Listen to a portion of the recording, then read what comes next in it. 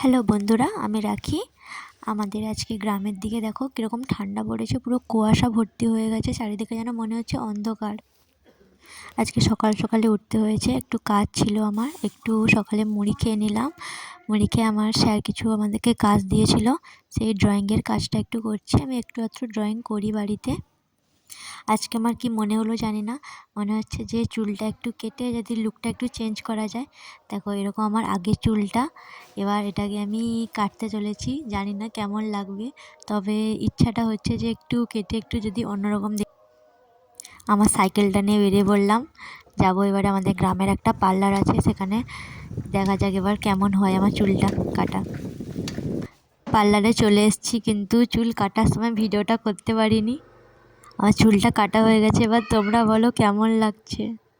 আমার তো মনে হচ্ছে যেন ভালো লাগেনি, বাড়িতে মাও তো খুব বকছে, আগেরটা ভালো ছিল, কীরকম হয়েছে এবার তোমরাই বলো যে কেমন লাগছে আমাকে দেখতে।